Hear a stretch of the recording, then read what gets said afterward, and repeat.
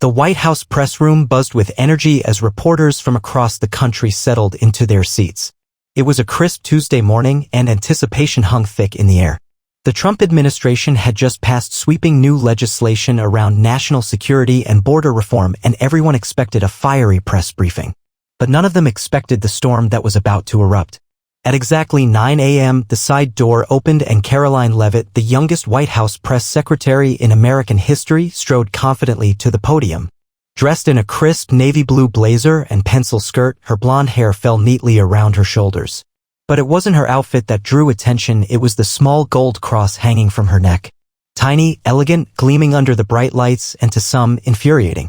As Karoline greeted the press and began her opening remarks, her voice was calm but commanding. She spoke about the president's latest actions, the administration's economic goals, and the renewed effort to prioritize American workers and families. But one reporter wasn't interested in policy. Jenna Cartwright, a known liberal voice from a major progressive news outlet, had other plans. As Karoline finished her prepared statements and opened the floor for questions, Jenna's hand shot up first, a bright red blazer making sure she was seen. Karoline pointed. Jenna. Jenna rose, microphone in hand, her tone sharp and performative. Madam Press Secretary, before we dive into policy, can you please explain the necklace you're wearing today? The gold cross. Is that meant to send a message to non-Christian Americans? Some feel it's inappropriate considering your government position. A hush fell over the room. A few gasps. Some reporters awkwardly shifted in their seats. Karoline paused. The corners of her mouth twitched slightly, not into a smile, but into the expression of someone ready to respond with surgical precision. Jenna, she said firmly, this necklace was a gift from my grandmother. I wear it as a reminder of my personal faith and the values I hold dear: honesty, strength, compassion, and grace under fire. It's not a message to others. It's a message to myself. Jenna cut in. But don't you think, especially in a diverse nation, that wearing religious symbols from the press podium is problematic? Karoline blinked.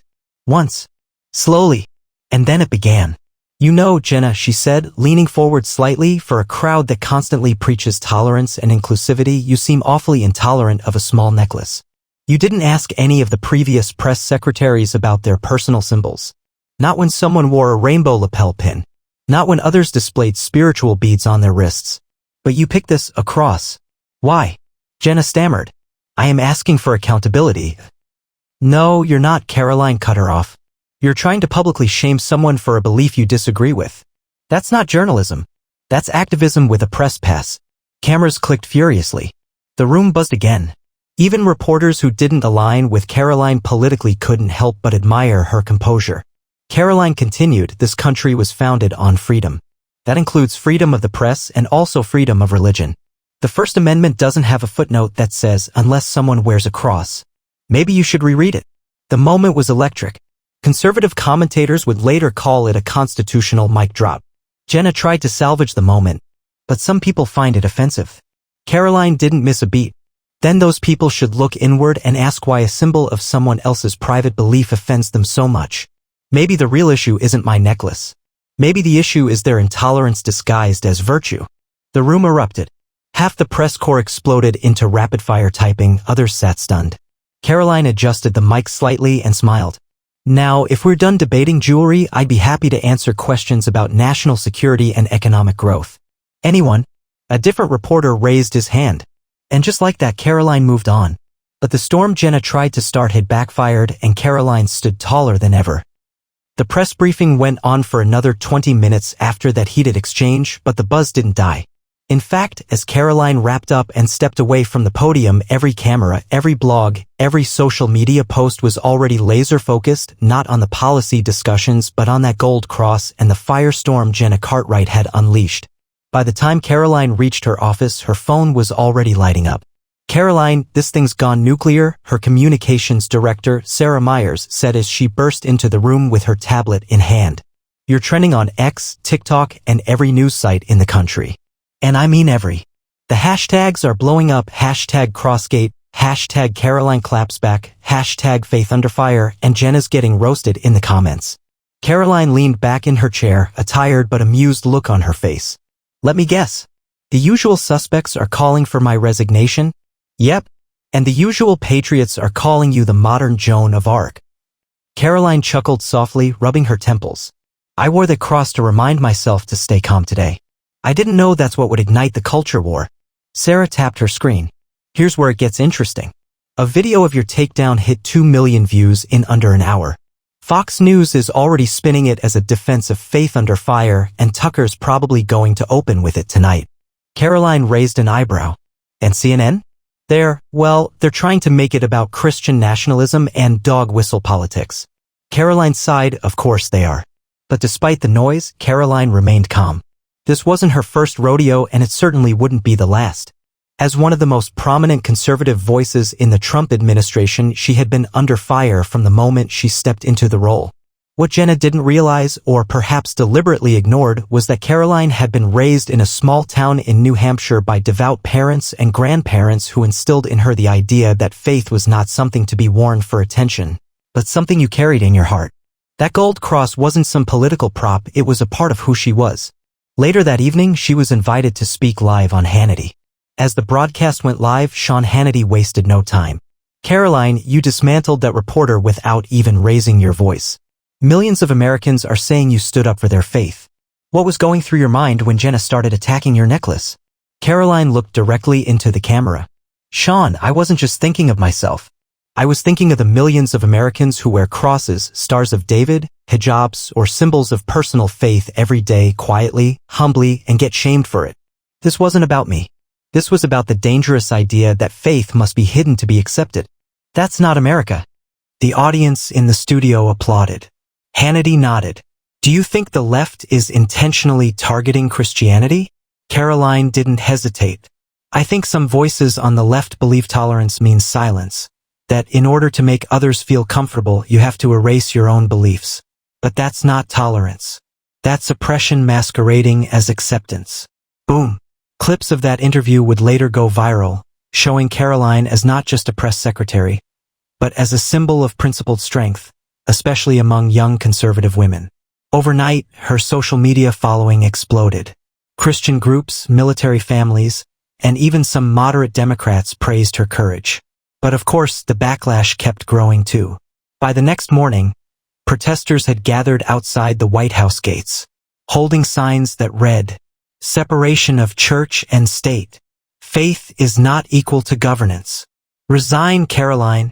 Jenna Cartwright, emboldened by media coverage on liberal networks, doubled down in her own interview. Karoline Leavitt is not just wearing a necklace, she said. She's subtly signaling that this administration favors Christianity, and that's a dangerous precedent in a secular democracy. When asked why she hadn't made similar objections to other religious symbols in the past, Jenna dodged the question. The hypocrisy didn't go unnoticed, and behind closed doors, President Trump himself summoned Karoline for a private chat. "You did good, Karoline," he told her, slapping a stack of newspapers on the Resolute desk. "They're attacking you because you didn't bend. That's the kind of people I want in this house." Karoline smiled. "Thank you, Mr. President. I'm not backing down." He leaned back, a grin stretching across his face. "Neither am I." The next 24 hours were unlike anything Karoline Leavitt had experienced in her career. Her inbox overflowed, not just with political commentary or media requests, but with deeply personal messages. One came from a veteran in Kentucky. "Ma'am, I wore my cross into combat. When my brothers fell, I clutched it for strength. What you did gave voice to people like me. Thank you." Another from a schoolteacher in Texas. "I was told to stop wearing my crucifix at work. I stayed silent. You didn't. You reminded me I don't have to hide who I am." Even a Jewish rabbi from Brooklyn wrote, "While our faiths differ, I stand with you. Religious freedom means just that, freedom, not censorship." You defended that principle with grace. These messages meant more to Karoline than any headline. She printed a few and tacked them to the corkboard in her office as a quiet reminder of what was at stake. But not all the messages were supportive. Threats began rolling in too. "You're a disgrace to secular governance. Take that necklace off or resign. She's pushing a theocracy," screamed one particularly rabid tweet that got thousands of retweets in progressive circles. Mainstream media outlets picked up the controversy like blood in the water. CNN, MSNBC, and The View ran segments accusing Karoline of dog whistle messaging and weaponizing faith. Joy Behar sneered on air, "She's not the press secretary, she's the church secretary." The narrative began to shift not because Karoline had done something wrong, but because she hadn't apologized. The pressure campaign was clear: if she just said sorry, this would all go away. But Karoline wasn't playing that game. That evening, she accepted an invitation to appear on Face the Nation. The host, a polished liberal anchor named Martin Fields, tried to steer the conversation toward the controversy. "Karoline," he began, "you've become the face of a firestorm. Why not just remove the necklace until the controversy dies down?" Karoline didn't flinch. "Because it's not the necklace that offends people, Martin. It's the strength to wear it. If I caved now, I'd be telling every young woman in America that she needs to hide her identity to be accepted. I won't do that." Martin raised an eyebrow. "But surely you understand the symbolism." She leaned forward. "Yes, I understand the symbolism perfectly. To millions of Americans, this cross means peace, hope, and resilience. It's not a weapon. It's not a threat. It's a reminder that no matter how chaotic the world gets, our values anchor us." The audience watching at home felt it. This wasn't just a press secretary defending herself. This was a young woman standing her ground in the face of a cultural machine designed to shame anyone who dared live out loud. Across the nation, debates broke out. College campuses erupted in protests, some in support, others calling for Karoline's resignation. Churches held prayer vigils. Christian influencers made videos praising her courage, while progressive voices on TikTok made endless, hot takes about how Karoline was using religion to divide America. But perhaps the most unexpected response came from a surprising source: an open letter from over 50 religious leaders of various faiths, Christian, Jewish, Muslim, Hindu, Sikh, published in the Wall Street Journal. In a time where public displays of faith are ridiculed, Karoline Leavitt did not bend. She did not lash out. She stood firm. That is leadership. That is America. It sent shockwaves through the media echo chamber. Back at the White House, Karoline walked into the press room the next morning wearing the same gold cross, but with a slight difference. This time, it rested just above her blouse, fully visible. Jenna Cartwright, sitting in the back row this time, didn't raise her hand. Karoline glanced in her direction once, not with smugness, not with scorn, but with a silent message: "You didn't silence me." She cleared her throat and began her briefing. "Good morning. Today we'll be discussing education reform, economic growth, and what it means to live in a country where freedom, including the freedom of faith, still matters." As the morning wore on, Karoline's statement, "Freedom of faith still matters," ricocheted across America like a political grenade. Congress couldn't ignore it. In fact, the controversy was officially entered into the political battlefield when Representative Prisha Raman, a progressive Democrat from California, introduced a resolution condemning public religious signaling by White House officials. On the House floor, she declared, "The American government must remain a secular institution. Wearing overt religious symbols from the podium of public office risks alienating non-believers and those of other faiths. This is not about oppression, it's about maintaining neutrality." Conservatives fired back instantly. Representative Marjorie Taylor Greene gave a fiery speech defending Karoline. "This isn't just about a cross. This is about a young woman who loves her country and won't hide her faith to make a handful of blue checkmarks on Twitter feel better." Representative Byron Donalds called it the most pathetic attack on American values in recent history. Senator Josh Hawley wrote on X, "If wearing a cross now disqualifies you from public office, maybe the problem isn't the cross, it's the people doing the disqualifying." The divide sharpened. Meanwhile, Jenna Cartwright, now emboldened by progressive support, announced she would be releasing a book titled The Crossfire: How the Christian Right Hijacked the White House. The promo video included a clip of Karoline at the podium with the words "theocracy" superimposed over it in bold red. But the backlash against Jenna was growing too. Turns out receipts never lie. Right-wing media outlets dug up old footage of her attending an interfaith panel in 2019 where she praised a Muslim congresswoman for wearing a hijab as an empowering sign of her personal identity. The contrast couldn't be more stark. Hypocrisy? Clear as day. Karoline didn't respond publicly. She didn't need to. The American people were doing that for her. Back at the White House, her security had to be tightened. Threats were becoming more frequent and more specific. One message carved into a letter simply said, "Take off the cross or else." But Karoline remained unshaken. One night, exhausted, she sat alone in the chapel within the White House residence, a quiet, rarely used space adorned with centuries-old religious texts and symbols of America's spiritual history. It had been used by presidents from both parties. Kennedy had prayed there. So had Reagan. As Karoline sat in the wooden pew, the soft hum of distant wind pressing against the windows, she whispered a prayer under her breath. Lord, give me strength, not just to fight, but to endure. Let this cross I wear remind me of who I serve. My country, my conscience, and you. A single tear slipped down her cheek. The next morning, the press briefing room was full and tense. As Karoline took the podium, every lens zoomed in on her necklace. But this time, she wasn't alone. In the second row sat 4 staffers, all from different ethnic and religious backgrounds, each wearing their own symbols of faith.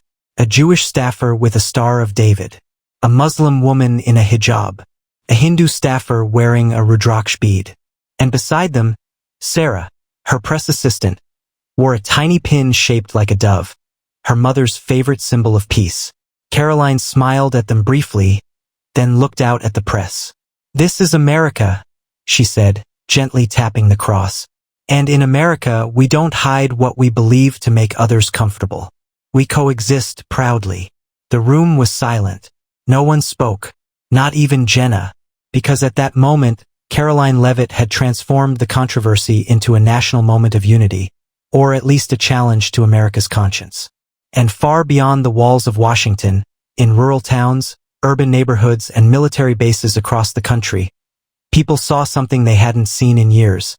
A leader who stood firm and stood for them,